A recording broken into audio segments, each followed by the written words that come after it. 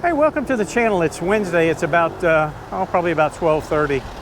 And we're down here in the corner on Campang Din Road, and I thought I'd walk around here. I wanted to show you the new Intercontinental Hotel that they just built. It's just amazing. I mean, it used to be the Imperial Mayping, and what they've done to it, it's just utterly amazing. And we'll walk down there and walk around a little bit, and I'm going to tell you a little story about a murder case that's happening right now. It actually happened this month, and it's really kind of sad, and it's kind of interesting as well. There's a lot of twists to it, but we'll talk about that as well and go from there. And I want to thank everybody that's coming to the channel, left super thanks, bought coffee, left comments, subscribed to the channel. I really appreciate it, and we'll keep the videos coming. I'm feeling good. Actually, this is the second time I've made this video. The first time I made it someplace else, and I forgot to turn the mic on. And I did the walk, did the talk, and I was gonna try to overdub it, but that's not how I like to do videos. I like to talk as I'm walking and do it that way. The other way, it doesn't really seem natural. And there we go. But also, the sound may be a little bit different. My dead cat that's usually on my microphone that blocks the wind noise and the sound, outside sound is falling off somewhere between my house and the car. So I'll find it when I get home. So I don't know what the sound is going to be like, but at least there'll be some kind of sound. But I'm going to turn the camera out and show you where we're at. Gecko Restaurant is right there. And so we're going to go up here, and I kind of call this Massage Alley. I'm going to try to stay on the left side of the road because I don't want to deal with the whistles and the handsome man calls. But anyway, the story I'm going to tell you about, 46-year-old Thai woman. She lived in Switzerland with her husband, and the story doesn't say how long they were married. All it basically says is that sometime in 2020 he passed away, and he left her 13 million baht, which is a lot of money. You can figure a million baht's about $33,000. So, she's probably got close to $500,000. Well, while she's still in Switzerland, she ends up meeting another guy, a Swiss guy, and he's a train conductor, and she marries him. And at some point between then and now, they moved to Isan, near where her family is. Whether they built a house or not, it doesn't really say. It. They did have a house, so either they built it or bought it, and they lived there. Well, fast forward to January this year, about the 8th of January, her sister reports her missing. She hasn't been seen in a few weeks. And she goes to the police, and they go to the house, and they find out this woman's clothes and stuff and her chair, her shoes and everything are still at the house. And basically the husband says that they got in an argument over her gambling, and she took off to go gambling with her friends. Now here's a business you could rent, and left it at that. Well, after a while, even the police get a little bit suspicious, and that is basically all he is saying. He won't say anything more. That's about it. Well, they start a search for her, and the first thing, a situation like that, the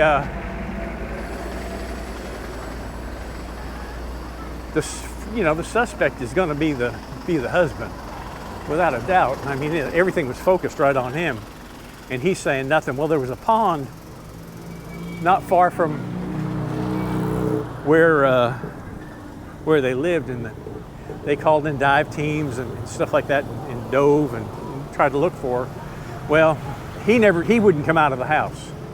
He basically had given his one statement to the police, and that was basically it. This place is huge. They have really, really made it pretty. Swati Kap. That is really nice.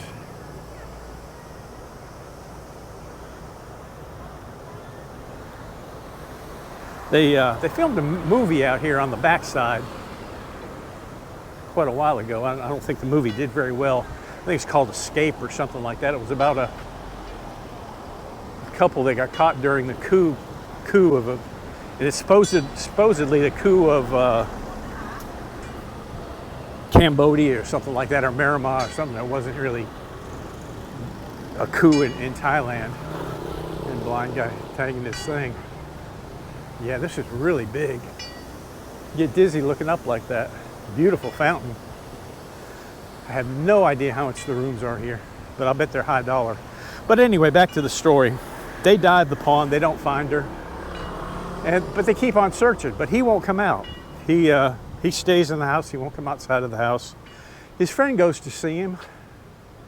He basically tells his friend the same story. You know, she took off walking and hasn't seen her. Now, I had a case similar to this back in the United States back in the early 90s, where a police officer had killed his wife.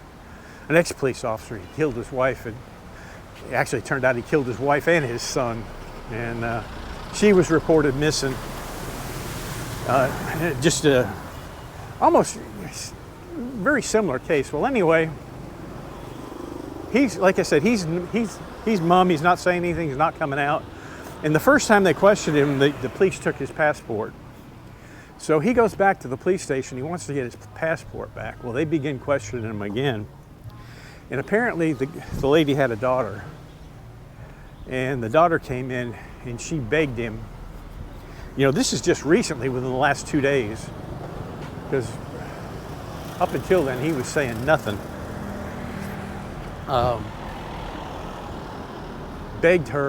Begged him to tell her where she was.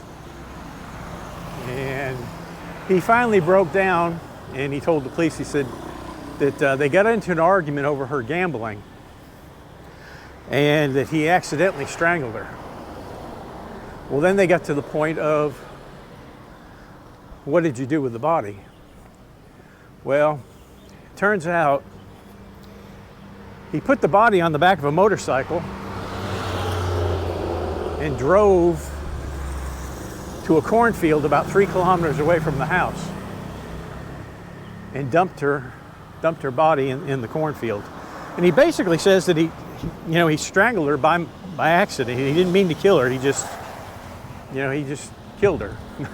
Well, I'm sorry, but that just doesn't cut it. You don't accidentally strangle somebody. You know, things can happen, but strangulation, you know, that takes a pretty deliberate act. And, you know, it's not an easy thing to do either. And that was pretty much the case that we had too. The husband had got on top of her and he snapped her neck. And it took us about 7 years to finally solve that case, and we did, and send him to prison for both killing his wife and his son. And he was stealing had a lot of stolen property, and she was getting ready to turn him in.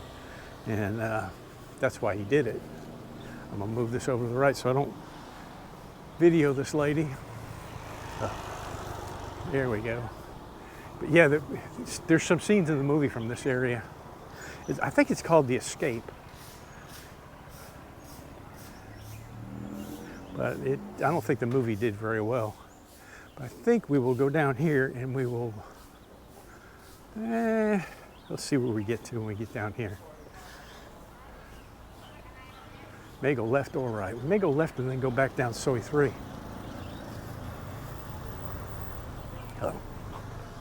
But anyway, he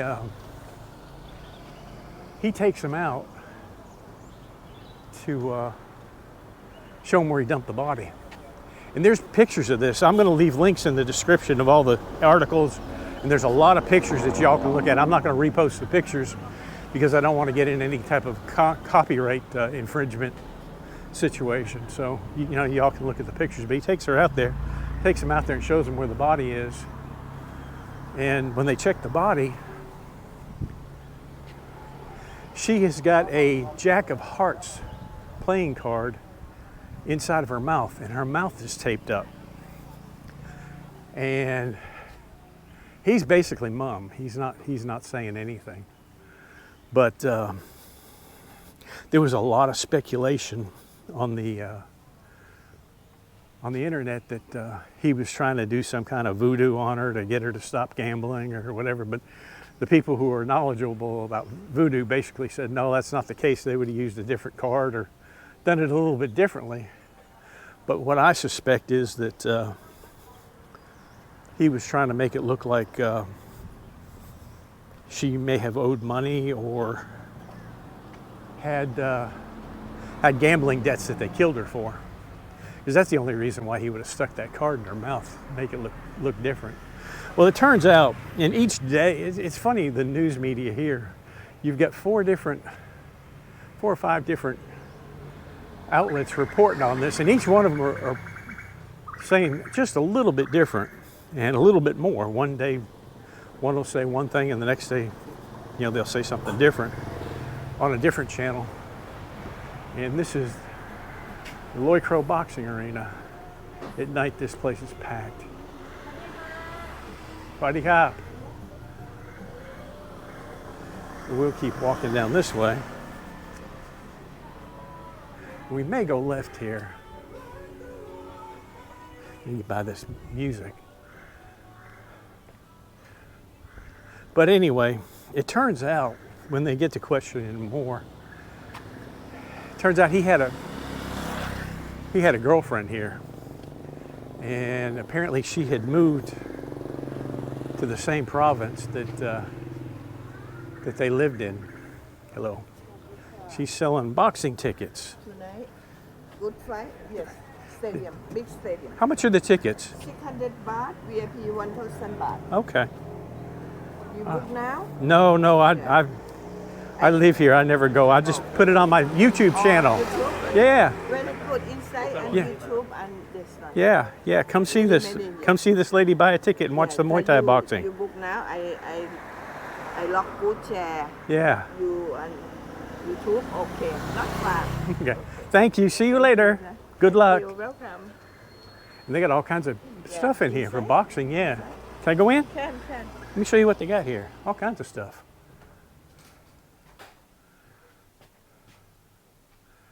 Pretty cool. Yeah, if you want to buy souvenirs to take back to your home country, they got gloves, wraps, all kinds of stuff. Pretty neat. And this is just west of the boxing arena. Pretty neat. All right, we'll get back on our walk. But anyway, they find out that he's got a girlfriend. Thank you. Bye-bye. He's got a girlfriend that's living in the province. And apparently the argument started over the fact that he wanted to go to Pattaya. And she didn't want him to go because she was afraid that he would go with her and get down there messing around. And according to him, they got into an argument over her gambling and all that. And he accidentally strangles her. Now, again, I was a cop for 23 years. I investigated a lot of homicides. And to use the excuse of accidentally and strangulation,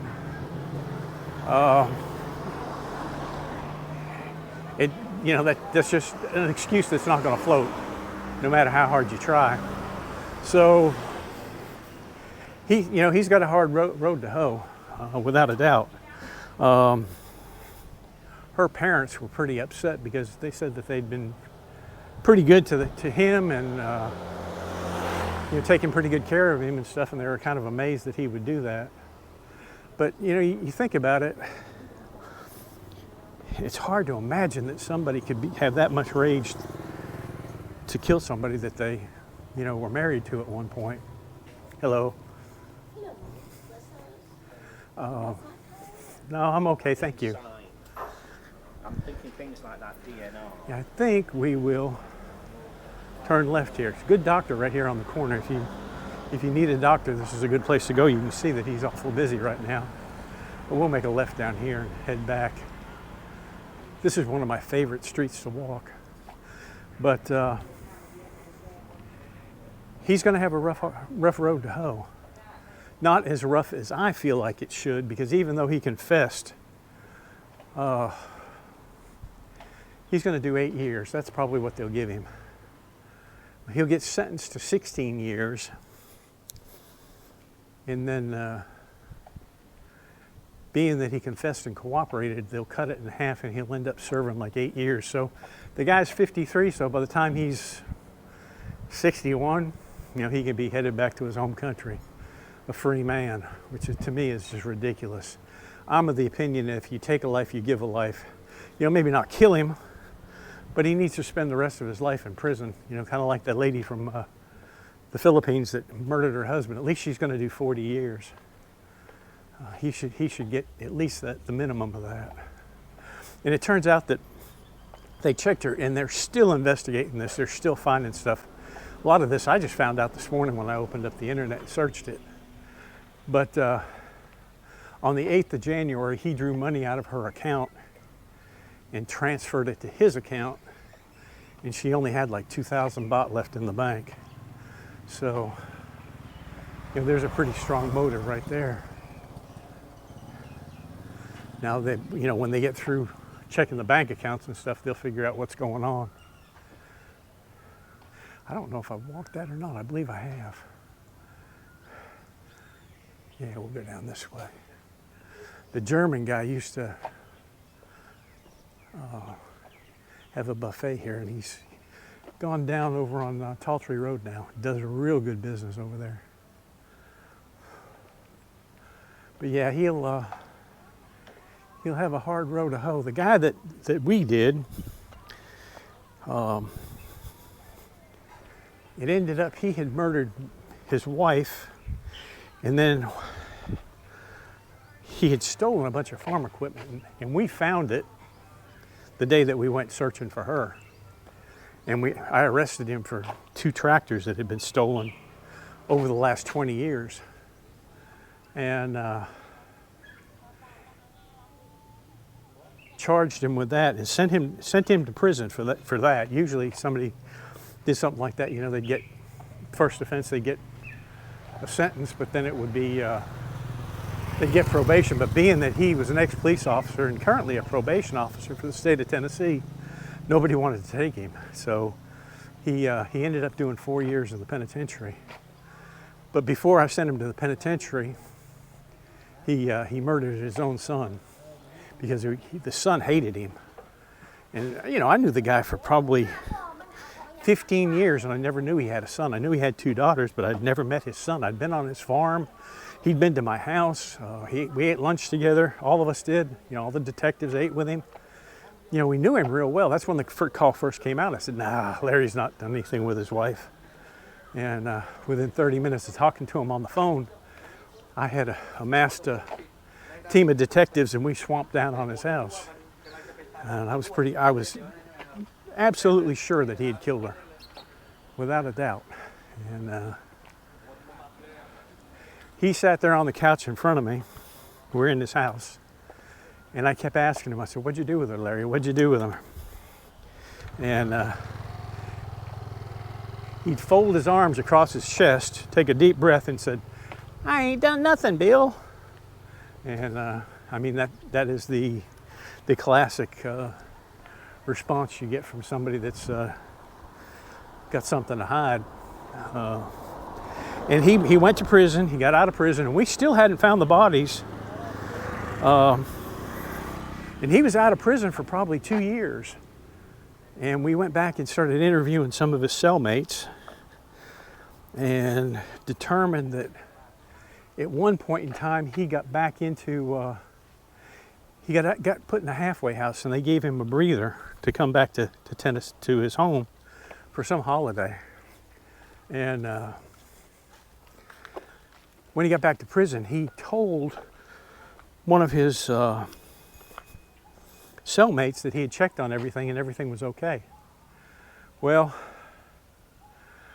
I was on him when he got off the bus from the penitentiary, and I met him when he got to the house, and he was with his son-in-law and his daughter, and I basically told him I was going to be watching every movie he made during the time he was there.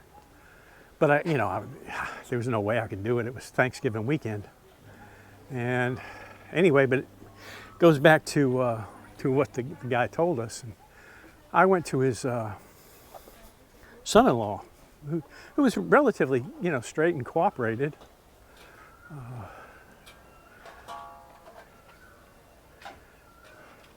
And he told me, he said the whole time that Larry was out, he was with me.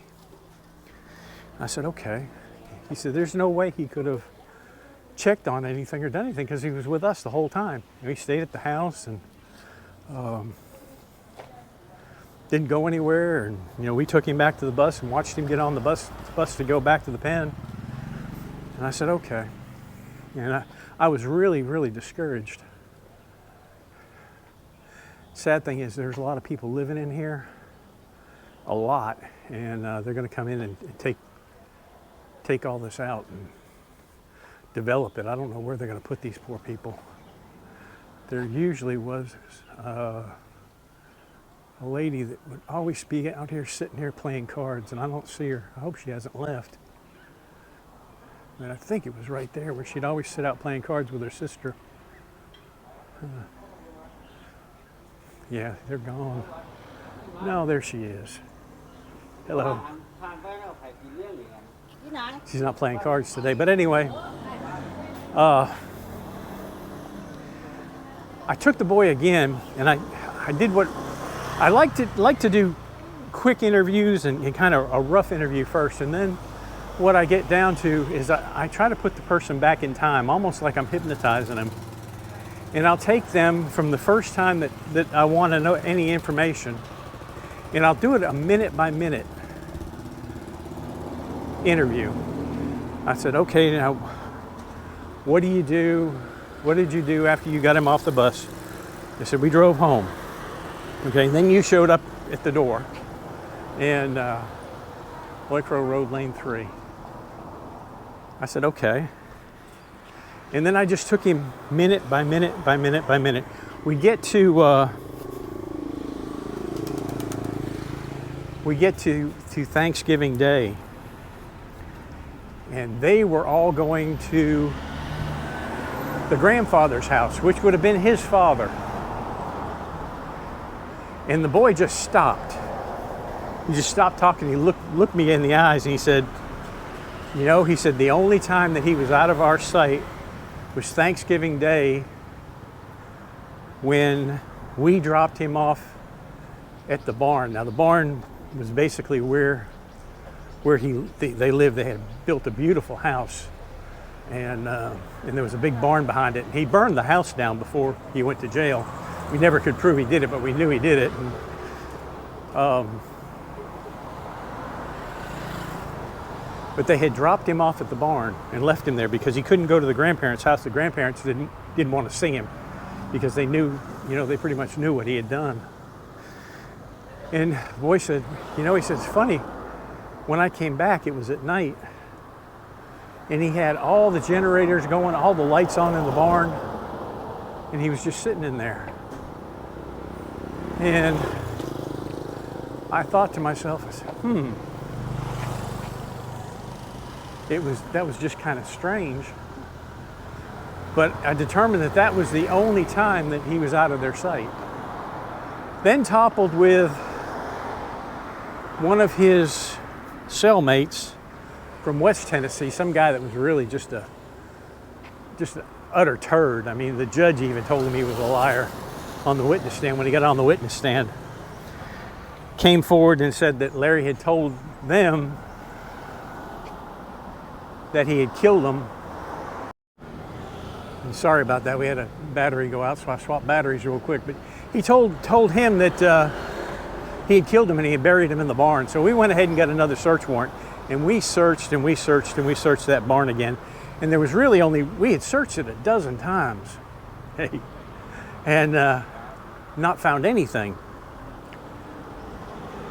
We had brought in some of the best body sniffing dogs the state of Tennessee had. We had probed it. We had done everything that we could do. And There was one room that had a wooden floor, and I thought, well, it's very possible that he could have pulled up that floor and buried it under the floor, and we'd have never seen it. Other than that, it was just, you know, different horse stalls. Well, that's the first thing we did. We emptied that room out, and we dug that room out, found nothing. And I was really, really disappointed. My boss was disappointed. I had served the search warrant on him where he worked. And basically, we drove up, and I had a camera on, and I told him, I said, Larry, I said, we got information that your wife and your son are buried in your barn. We want to go look. And he kind of looks at me in the eye, and he said, well, Bill, he says, if you want to look in my barn, you better have a search warrant. And I said, well, Larry, I sure do. And I just pulled it out of my pocket and handed it to him. And he got in his truck and followed us out to the gate, unlocked the gate to the house. They were already in there searching. They'd already went in the property. He just kind of walked around looking around, and we didn't find anything. You know, we couldn't find anything. So about lunchtime came. My captain grabs me. He said, Bill, he said, we're defeated. Let's go get some lunch. So I said, okay. So we jumped in the truck or the car. And Larry, the guy that owned the place, he went out right before us. He left. And we went and had lunch, and the two of us sat there and cried in our soup and figured we're defeated again. This guy is going to get away with it. It was really one of the cases that I actually thought that I would retire and never solve. But I really felt like, you know, we had been defeated by somebody. I think I'll go straight here because I'm not finished. They're doing a lot of work on the clong out here, so you're almost able to walk the whole thing. But anyway, we finished lunch, and we drive back, and we get to the gate, and Larry's right in front of us in his pickup truck. And he pulls in and gets out, and we get out. And, you know, he's not under arrest, so he's able to walk and go basically wherever he wants to. And I'm standing outside the barn, and one of my friends, Keith, matter of fact, he ended up being my shift lieutenant when I went back to patrol. Nice guy. He had a post hole digger, and he was digging inside the stalls. And he says, I found something here. It looks kind of funny, smells funny. And he brought his post hole digger out, and we looked at it, and my other buddy that was standing there had a little pocket knife, and he pulled the pocket knife out, and we found a hair in the dirt that he had pulled out. So I said, where'd you find that? He said, you know, it's in the stall, the last stall on the right. So we go down there, and I said, dig it out, where, you know, where your hole was. So we dug the hole out, and we hit something solid, and it was about 3.5 feet deep. And usually a body does not get buried that deep. You know, usually they'll go 6 or 8 inches and they get tired, but I think what happened was this hole was dug way before his son was actually killed. But anyway, we hit something solid, and we got about a good 6-inch hole in there. And I put a glove on, put my hand in there, and I could feel something real solid, and it reached my hand around the edges, because you couldn't tell what it was. It was just kind of like a dome type thing. And I could feel the eye sockets. And I said, guys, we got a body, no doubt. And just as I said that, Larry walked by. He walked by the stall. And I didn't really think any about it. You know, the place was crawling with cops and agents and everybody else, you know. And I go out. By the time I get up out of the stall and get back outside the barn to where he was, I said, where is he? We found a body. We want him right now. He had gotten in his truck and taken off. They had let him go. And, you know, the person outside had no idea, so they didn't know to stop him. But to make a long story short, we caught him the next night, or the next morning, He had gone to a friend's house and stayed. And I charged him with 2 counts of first-degree murder. His daughter ended up convincing him to plead guilty, and he did. And he got two consecutive life sentences. So he theoretically, he won't get out of jail alive. He'll die in prison, which is exactly what he deserves. His wife and his son were just really nice people. And we found her. She was buried in the stall right next to him. And what he had done is he had dug a deep grave. You know, it was at least 2 or 3 feet deep. And he had covered it with horse manure and straw. And it had thrown off the scent of the dogs. They couldn't smell the body. And that's why we didn't find it. Because I remember the day that we hit him. There was a colt in the stall, and there was all kinds of grass and stuff on the ground. And but we didn't have the means to find her. But he is now the jailhouse lawyer in one of the penitentiaries in the state of Tennessee, which is kind of ironic. Let's see, this is Welcome Friends, full of things that have never been. Oh, it's an art place. Well, guys, this is the second time I've done this walk, so this time I will make it back to the car and head to the house and get this video up to you. I appreciate everybody that's come into the channel. I am feeling good, and I hope to continue feeling good. I have to go back to the doctor Monday, and hopefully they'll take me off the rest of this medication that was making me feel like crap. And we'll get back to doing things. But anyway, I appreciate everybody that's come in, left comments, subscribed, bought coffee, left super thanks. I really appreciate it. And we'll see you on the next one. Bye-bye.